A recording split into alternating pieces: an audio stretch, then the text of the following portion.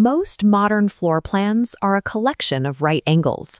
Walls, doorways, beds, and cabinets create a rigid, boxy framework. When you place a standard rectangular rug into that environment, it mirrors those dimensions, reinforcing lines that are already harshly straight. If a room feels too stiff or uninviting, adding another rectangle won't solve the problem. That is where a round rug comes in. It acts as an architectural tool to interrupt that continuous grid. A circular shape naturally pulls the eye inward. It establishes a defined, functional zone on the floor without adding the heavy visual weight of sharp, squared-off corners stretching into the walking path. This quadrant chart maps out exactly how this works. A rectangular carpet typically plots out here, making the layout feel heavy and boxy. Swap that for a circular shape, and the feel of the room is pulled into a light and fluid layout. The softening effect is clear. But to actually make a round rug work in your home, you have to follow strict rules of geometric anchoring. Because round rugs completely lack corners, they are entirely dependent on math. You can't just tuck an edge under a sofa to hide a sizing mistake. Interior design catalogs make round rugs look effortless, but in reality, if you place one incorrectly, it looks like a small, isolated island floating aimlessly in the middle of your floor. If you guess the diameter instead of calculating it for your specific furniture layout, the rug will fail both aesthetically and functionally. Central anchoring is what makes the geometry work. The rug needs a direct relationship to a physical midpoint, like a table or a seating arrangement, to look intentional rather than accidental. Choosing a round rug means making a structural commitment. It is going to dictate exactly how the rest of the room must be arranged. The highest stakes environment for a round rug is the dining room. You have constant foot traffic, moving chairs, and heavy furniture concentrated in one spot. Look at this top-down blueprint. To place a round rug successfully, take the table's diameter and add 48 to 60 inches. Adding less creates a red danger zone where chairs slide off. Adding the full amount establishes a green safe zone with 24 inches of clearance. Without that clearance, chair legs will constantly catch on the edge of the carpet. Over time, that friction will permanently damage a handmade weave, and the entire dining space will feel cramped and uncomfortable. The trade-off for achieving that safe zone is space and budget. Adding 60 inches to a standard dining table usually means you have to commit to an 8-foot or 9-foot rug. In a dining room, there is no middle ground. You either commit to the massive clearance required, or you skip the round rug altogether. Living rooms and open concept spaces present a different challenge. Here, your furniture doesn't always have obvious physical boundaries.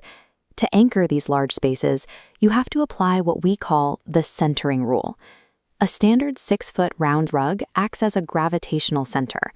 When placed correctly, it visually pulls disparate sofas, side chairs, and tables together into a single unified conversation pit. As shown here, coffee tables, chandeliers, and circular seating are the only effective anchors. Pushing a rug into open space is a recipe for failure. The trade-off here is flexibility. The centering rule forces a symmetrical, inward-facing layout. You lose the ability to simply push your sofas back flat against the wall. Ultimately, using a round rug in a living room dictates a centralized layout. You are prioritizing social unity and conversation over maximum open floor space. For secondary spaces, like awkward foyers, stiff bedrooms, or empty corners, smaller 3-foot to 5-foot round rugs are highly effective problem solvers. These compact diameters let you instantly carve out a dedicated microzone. You can create a distinct reading nook or a prayer area without needing to build walls or install physical room dividers. But there is a trap here, the polka dot effect.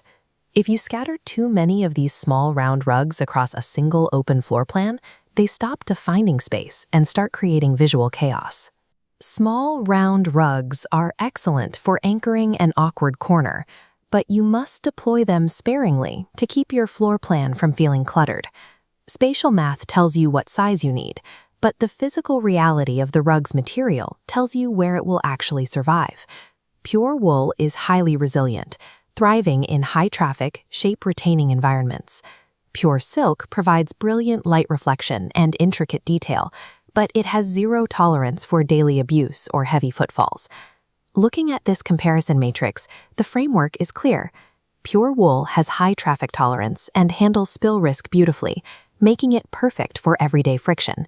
Pure silk maxes out aesthetic sheen, but fails under heavy traffic, meaning it belongs strictly in formal, low-traffic rooms. Beyond the material itself, handmade round rugs also carry what is known as the Loom Constraint. You have to adjust your expectations away from machine-made perfection. Traditional looms are structurally rectangular. Building a circular outline row by row on a square frame requires immense skill. This tactile, demanding process naturally results in minor shape variations along the edges. Those variations aren't defects, they are proof of construction. High-impact zones require the rugged resilience of wool, while formal, protected zones can highlight the delicate, demanding craftsmanship of silk. This decision tree eliminates guesswork. What is the room's function? For dining areas, follow the heavy traffic path. Pure wool, 8 to 9 foot diameter, 60-inch clearance. For formal rooms, lower traffic allows silk and central medallion designs. For accent zones, use a 3 to 4 foot diameter geometric rug. By matching your exact scenario to these specific material and diameter parameters, you guarantee that the rug will define the space instead of disrupting it. A round rug cannot function in isolation. It must be physically anchored to an object or a distinct architectural feature to define the space properly. Practical clearance is crucial. When placing a rug in a foyer, measure your door sweep to ensure the door opens freely over the pile. Before you buy anything, take a roll of painter's tape. Mark the diameter on your floor. Prove the math works in reality. Round rugs require effort, but when calculated and anchored properly, they become powerful geometric tools that bring fluid, functional architecture to rigid spaces.